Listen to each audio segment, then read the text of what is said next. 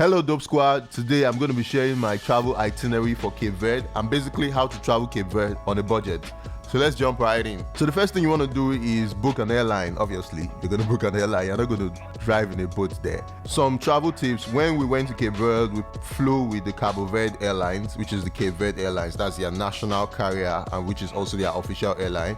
So we flew from Lagos and the ticket cost was $290. But it was at a discount because it was a discounted price and we flew in December.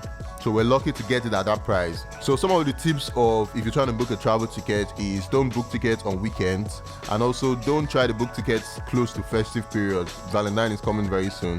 If you're booking a ticket during that period, it's probably going to be way more expensive. Also, if you're browsing the website of an airline and you've been visiting that site continuously, there's going to be an increase in the price fare because they have, I think it's called the Google Catch. It has stuff saved, so it shows that this person has been coming to this website constantly, so they would increase the price generally to make you pay more.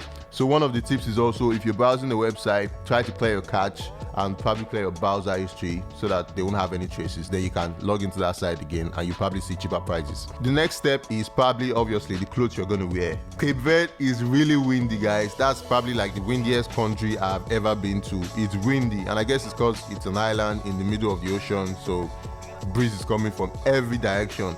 Every part of Cape Verde is windy. Obviously pack beach clothes because there are a lot of beaches out there that you can actually chill and have fun and try out a lot of activities. But also pack something to cover yourself if you're not used to the cold weather. I felt sick when I was there because I had this cold and I had flu.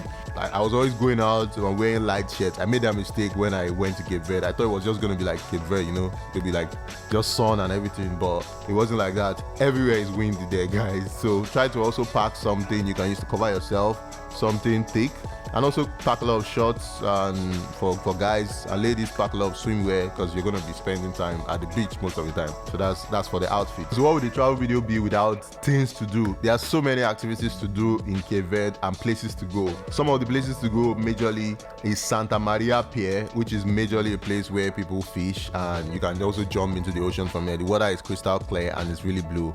Another place to visit also is Modiera, which is also a really nice spot. It has a lot of rock formation. There are some houses here. It's also a village in Cape Verde. You can just go there and just check it out. Another activity and place to visit is the salt dunes. We went to the salt dunes with quad bikes, which was an amazing experience. That's probably one of the most adrenaline rushing experiences I've ever had in any country. We were riding quad bikes over the sand dunes. It was magnificent. It was really dope. It was really nice, and we like doing dope stuff out here. And then the next spot you can also try out is KITE Beach.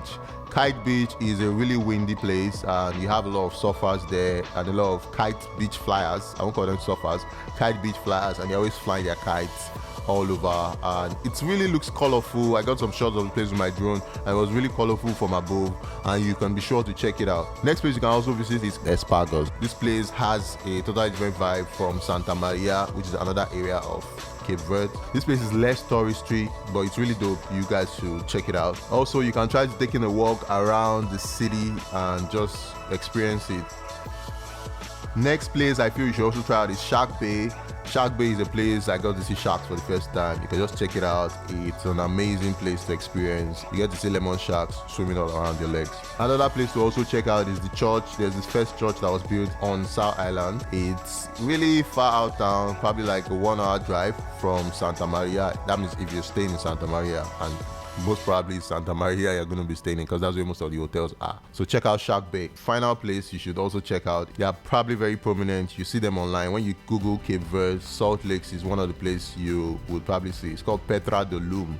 So be sure to check it out. You can also swim in the Salt Lakes and it's an amazing experience. For an extensive list of places to visit in Cape Verde, I made another video. You can check it out right here. I went in depth and also into the amount you spend per experience, so you can check that out. Next thing on the list is shopping. Yeah, guys, when people are traveling, they always want to shop. So Cape Verde doesn't really have a lot of high big brow shopping malls. They have a lot of small shops which are mostly owned by locals and probably some foreigners who decided to set up shop in Cape Verde.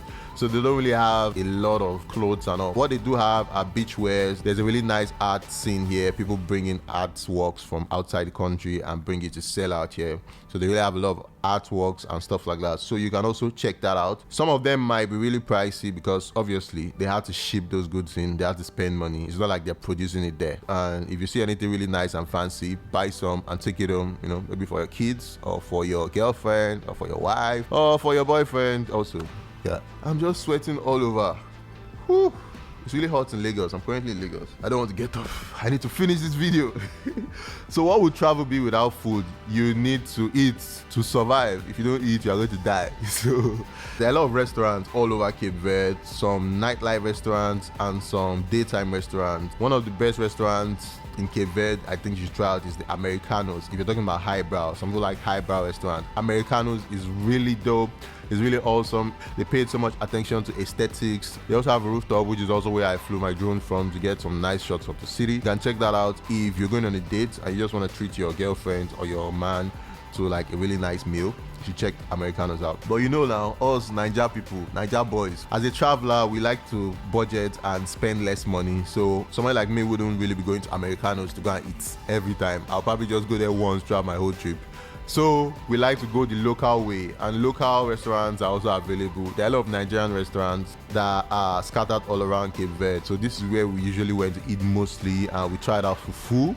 They had this really nice fufu that is totally different from the Nigerian fufu that they have here, but it was really dope. And the place is owned by a Nigerian woman. I think she's called Mama Africa. She cooks really nice native cuisines, and we were sure to try it out, and it was a fun experience to actually enjoy all of that in Cape Verde. So check out Mama Africa, guys, if you're going there, and tell her Aina sent you. So obviously you've experienced Cape Verde, you've eaten, you've done all that. Where are you going to sleep? You can't sleep on the roadside, and you can't sleep on the beach. If not, water will carry you away.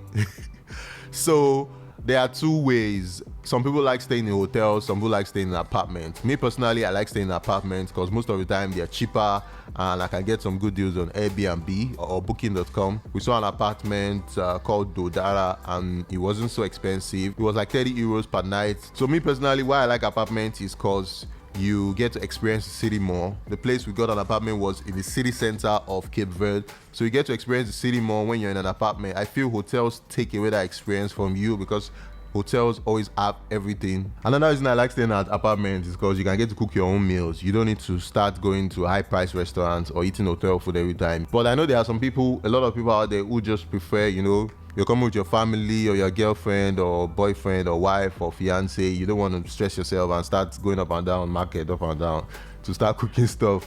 So you can just try out hotels.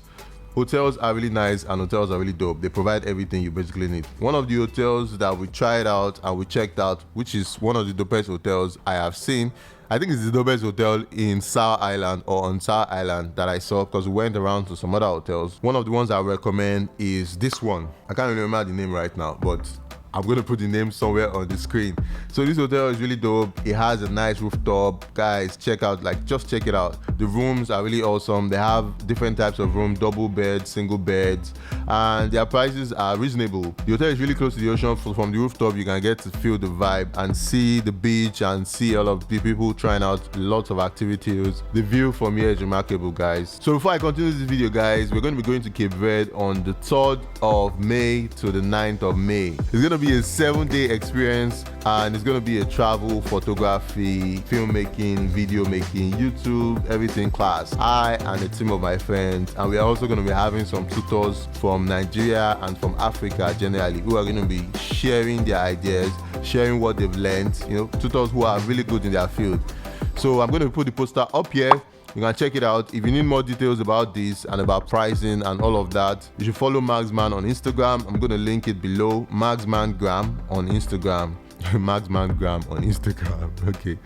You'll be sure to get more details about this. So let's jump right back into the video. What will the place be without nightlife? You know, nightlife is also the vibe and the spirit and the energy of a place. The nightlife in Cape Verde is crazy. They have so many activities you can try out. There are bars, there are clubs, there are pubs, there are parties. There's this popular street in Cape Verde that has lights on each side. That's probably like where everybody comes to every night. There's also this party called Quintaluca. It's one of the craziest parties you can attend in Cape Verde. So be sure to check all of that out.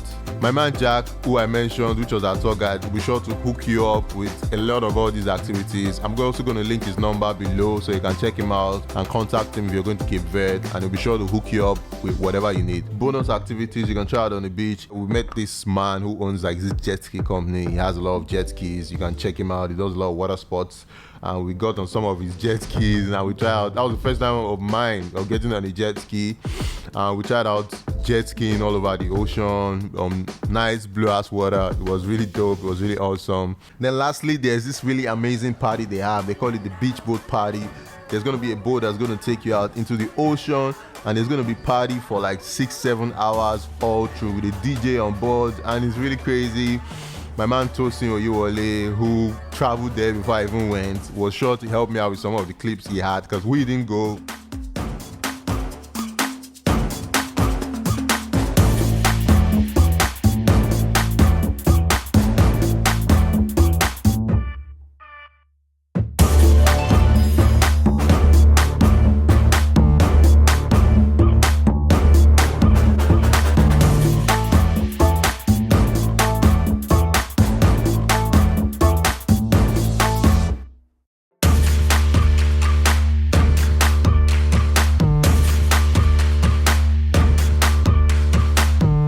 Cape Verde is so fun, guys. Like, there's so many activities to do. We spent 8 days there and I couldn't even do everything. There were too many activities to do.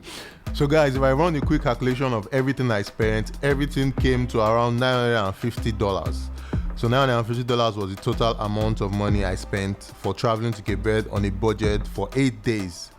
Also guys, if you're traveling to Cape Verde and you would like more in-depth information, I have a travel itinerary I created which goes more in-depth into all the details of my travel trip, and you can get it. It has a price attached to it. You can click on the link and check it out if you're interested in purchasing it. My last video I did a giveaway where somebody's meant to win a gimbal. I'm going to be announcing the winner in my next video.